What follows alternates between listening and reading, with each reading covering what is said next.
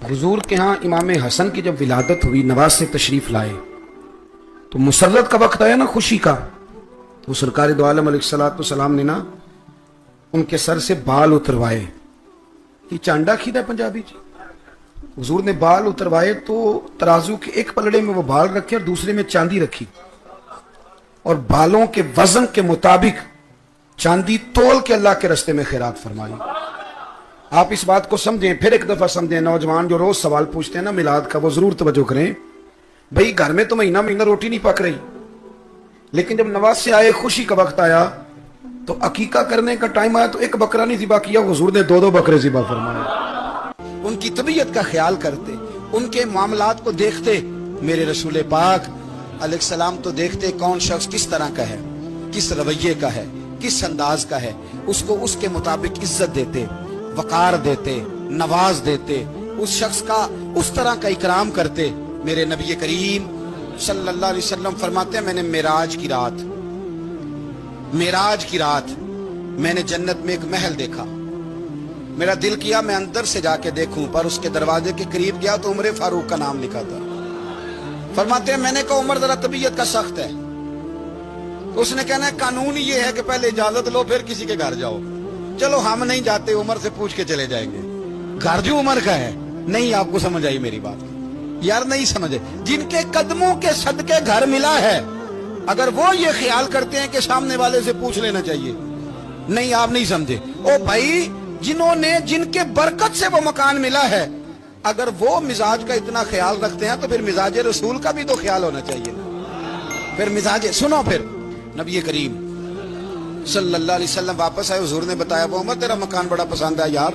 मैं अंदर जाने लगा था, दरवाजे पे हूर भी बैठी थी, जाने लगा था अंदर, तो वो ना मैं इसलिए नहीं गया कि उमर कानून को बड़ा पाबंद है। उसने कहना है कि कानून तो इजाजत लेके जाओ, तो उमर रो पड़े। अर्ज करने लगी हुजूर मैं कहां और जन्नत का मकान कहां? मुख्तसर सी मेरी कहानी है, ये जो भी है आपकी मेहरबानी है। तो हजरत उमर रो पड़े।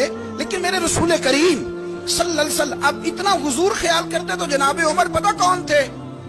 जुर्रत नहीं थी किसी माई के लाल की उमर के सामने खड़ा हो सके। हाँ, जिसके सामने शैतान ना ठहर सके, निकल जाता है शैतान भी। लेकिन सहाबा कहते हैं जब कभी हुजूर के चेहरे पे शिकन आती तो इतना वजूद हमने किसी का कांपते नहीं देखा जितना उमर कांपा करते।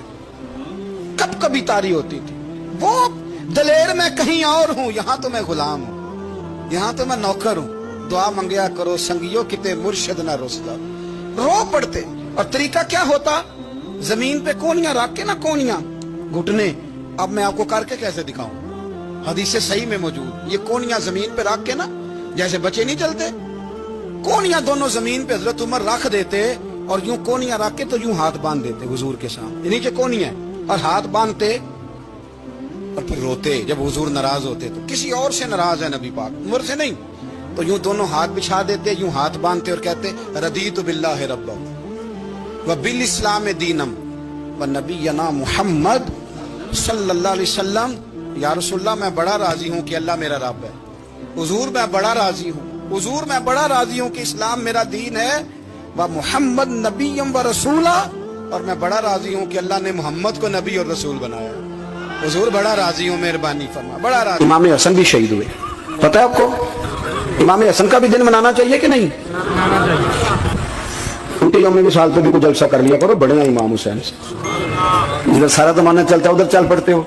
हदीस में जहां जहां नाम आया ना, पहला इमाम हसन का है, दूसरा इमाम हुसैन का है, और इमाम हुसैन के अपने जुमले हैं। फरमाते हैं मेरा भाई नहीं, मेरा इमाम भी है, मेरा इमाम भी है। और आप फरमाया करते थे मैंने बड़ी चीजें उस हसन से सीखी हैं।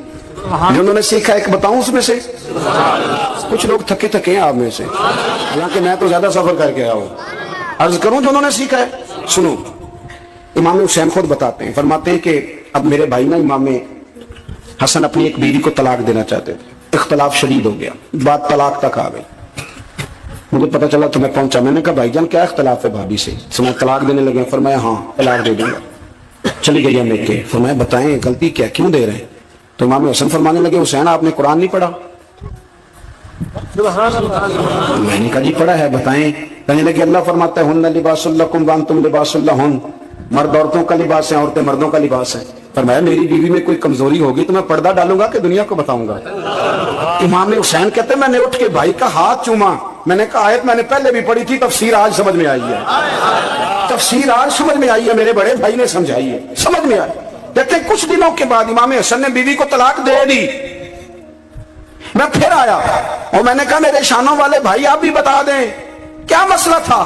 تو کہتے میرا ماتھا چوما میرے بڑے بھائی نے اور کہنے لگے حسین چھوڑ، وہ غیر محرم بیوی ہے، میں کسی غیر کی باتیں تیرے ساتھ کیا کروں، طلاق دے دی، غیر محرم ہو گئی، اب اس کا ذکر کیا چھیڑنا؟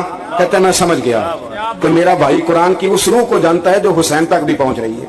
بھائیو امام حسن رضی اللہ تعالیٰ عنہ، آپ کو پتہ ہے یہ کائنات کا وہ عظیم شخص ہے، حسن ابن علی، وہ عظیم ہستی ہے جس نے تاج چھوڑ دیا، تخت چھوڑ دیا، پر نبی پاک کی امت کو جوڑ دیا۔ نبی کریم نے ان کو اپنے ساتھ بٹھا کے کہا تھا، صحیح بخاری میں موجود ہے، کہا یہ میرا بیٹا حسن سید ہے، یا مسلمانوں کی دو جماعتیں لڑیں گی تو یہ صلح کرائے گا۔ حضرت امام حسن نے تخت چھوڑا، تاج چھوڑا، لیکن مسلمانوں کو آپس میں اتنی بڑی قربانی، اتنی بڑی قربانی۔ خدا کے بندو، ہم 2 منٹ کے لیے چودراہٹ نہیں چھوڑتے، دین کا نقصان کر دیتے ہیں۔ امام حسن نے پوری حکومت چھوڑ دی، پوری حکومت۔ اتنا بڑا سخی کم آپ کو ملے گا جو سخاوت کرے اور نبی کی امت کو بچائے صلی اللہ ہو۔ یہ بات بیان نہیں ہوتی، اکثر نہیں ہوتی، شاید پورے کربلا میں آپ نے نہ سنی ہو، اللہ ماشاءاللہ۔ اس کو سمجھے امام حسن۔ اور پھر مزے کی بات، امام حسن بھی شہید ہوئے، انہیں زہر دیا گیا، اور جب وہ شدید بیمار ہو گئے نا، زہر اثر کر گیا، تو امام حسین آئے، بڑے پریشان ہوئے، رو پڑے، کہنے لگے بھائی مجھے بتاؤ کس نے زہر دیا؟ تو امام حسن کہنے لگے حسین مجھے شک ہے ایک شخص پر، لیکن شک ہے بھائی، اگر صرف شک ہے تو میں کسی بے گناہ کو بدنام کیسے کر دوں، تمہیں کیسے نام بتا دوں؟ یہ نامعلوم پرچے کراتے نہیں ہم روز نامعلوم پرچے، جس پہ دشمنی ہے اس کا نام لکھا دو، ختم ہو گئی بات۔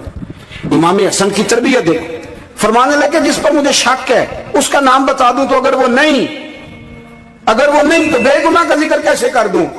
تو امام حسین فرمانے لگے بھائی جان اگر وہی ہوا تو آپ فرمانے لگے وہی ہوا نا تو حسین پھر بھی تو چھوڑ دے، میں نے رب کے سپرد کر دیا، اللہ بہترین انتقام لینے والا، اللہ اتنا بڑا حوصلہ سیدہ کے بیٹے کا، شیر کے بیٹے کا، شیروں جیسا کلیجہ، اتنا دل دریا سمندروں ڈونگے، کون دلان دیا جانے۔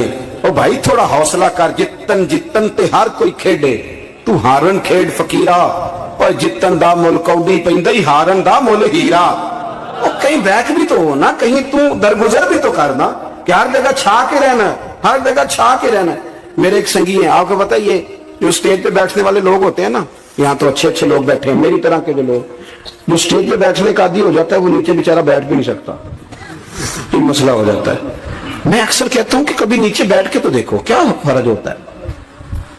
اگر کسی بندے کی کوئی شان ہے تو وہ جو سب سے پیچھے بیٹھا ہے اس کی شان ویسی کی ویسی ہے، کوئی کمی آ جائے گی؟ کچھ بھی نہیں۔ مجھے ذاتی طور پر دیانتداری سے کہتا ہوں، مسجد میں بیٹھا ہوں، جب میرے آنے پہ لوگ نعرے لگاتے ہیں مجھے تکلیف ہوتی ہے، میں کہتا ہوں یار نبی پاک کی نعت چل رہی تھی، اس کا ادب زیادہ ہے یا اجمل قادری کا ادب زیادہ ہے؟ چھوڑیں آپ، جو آیا ہے وہ بیٹھ جائے گا، ختم ہو گئی بات۔ نبی کریم کے پورے خاندان کی قربانیاں، پورے خاندان۔ دوپہر کو کھانا نہ پکا ہو تو ہمارے بچے موبائل توڑ دیتے ہیں، اور شام کو مرضی کا نہ پکا ہو تو واک آؤٹ کر جاتے ہیں، کہتے ہیں جاؤ پیسے پھر برگر لے آئیے، میری مرضی کا نہیں پکا۔ سیدہ فرماتی ہے میرے گھر میں مہینہ چولہا نہیں جلا، مہینہ چولہا، 3 روزے رکھے سیدہ فاطمہ نے، مولا علی نے، امام حسن نے، امام حسین نے، اور تینوں دن افطار کے وقت فقیر مانگنے آ گیا تو کھانا وہاں دے دیا۔ آپ کا کیا خیال ہے جو بے صبرا آدمی ہو وہ کربلا میں جا کے لڑے گا؟ اس کو عادت ہی نہ ہو بچپن سے ٹھہرنے کی، وہ لڑے گا؟ جو ذرا سی بات پہ ڈگمگا جاتا وہ لڑے گا؟ اسٹیج پہ نہیں بٹھایا تو لڑ پڑے وہ لڑے گا؟ او خدا کے بندو، بڑا حوصلہ چاہیے، بڑا ظرف چاہیے۔ امام علی مقام کا ایک قد ہے، ان کا ایک وقار ہے، ان کا ایک حسن ہے۔ امام حسین رضی اللہ تعالیٰ عنہ نے 25 حج کیے ہیں مدینے سے مکے پیدل جا کے، دونوں بھائیوں نے ہر روز 10 سپارے قرآن پاک کے امام حسین پڑھتے تھے۔ حضرت عبداللہ ابن زبیر کہتے ہیں میں سیدہ فاطمہ کے بیٹے حسن اور حسین سے جب بھی ملا ہوں دونوں بھائیوں نے روزہ رکھا ہوا ہوتا تھا، انہوں نے اپنی زندگی تقوی سے گزاری، پرہیزگاری اور سخاوت۔ سبحان اللہ۔ پتہ ہے سخی مالدار نہیں ہوتا، हुजूर ने फरमाया बंदा दिल का गनी होता है। मालदार तो बंदा बनता ही चाहता है जब पैसे जमा करे, सखावत करने से थोड़ी मालदार बनेगा। इसलिए दरवेश कहते हैं माला वाले सखी नहीं होंगे, सखियां कोल माल नहीं होता। सुने बहुत बड़ी सखावत की अपनी जिंदगी में, सारी जिंदगी सखावत में गुजार दी, सारी जिंदगी। इमाम हसन ने भी, इमाम हुसैन ने जो आया दे दिया, जो आया दे दिया। हजारों दिनार आते। एक दिन एक फकीर मांगने आ गया, तो इमाम हसन हुसैन दोनों थे। कहने लगा मैंने सुना बड़े लाजपाल हो, गरीब हो, मेहरबानी हो जाए। फिर मैं बैठ जाओ, रिज़्क़ आने वाला है। थोड़ी देर गुजरी तो 3000 दिनार आए। सैयदा फातिमा ज़हरा के पास 40 ऊंट खड़े थे। एक बीबी आई, वो कहने लगी अम्मा जी ये जो ऊंट खड़े हैं ये मेरे हैं, अब बताएं मैं अल्लाह के रास्ते में दूं तो कितने दूं? सैयदा फातिमा कहने लगी एक बकरी दे दे। तो कहने लगी हुजूर अगर आपके पास 40 होते तो आप कितने देती? सैयदा फरमाने लगी मैं सारे के सारे दे देती। तेरे लिए मसला और है, मेरे लिए फतवा और है, सारे दे दे। 3000 दिनार आए। इमाम हसन और हुसैन के पास फकीर बैठा है। फकीर कहता है मेरे दिल में ख्याल था कि 5-10 दे दे तो मेरी मौज बन जाएगी, पर मुझे नहीं पता था कितने सखी गिराने के पास आया। 5-10 दे दे तो मौज बन गई। कहते इमाम हसन ने 3000 दिनार मेरी हथेली पे रखे और मेरा माथा चूम के कहने लगे यार मेरा तो ख्याल था कि तेरे इंतजार पर तुझे कुछ मिलेगा, पर ये रख ले। मुझे पता होता कि तुझे इतना मिलना है तो मैं तुझे इंतजार न कराता। जल्दी खुद भीख दे, खुद ही कहे मंगते का भला हो। अपनी जिंदगी नफासत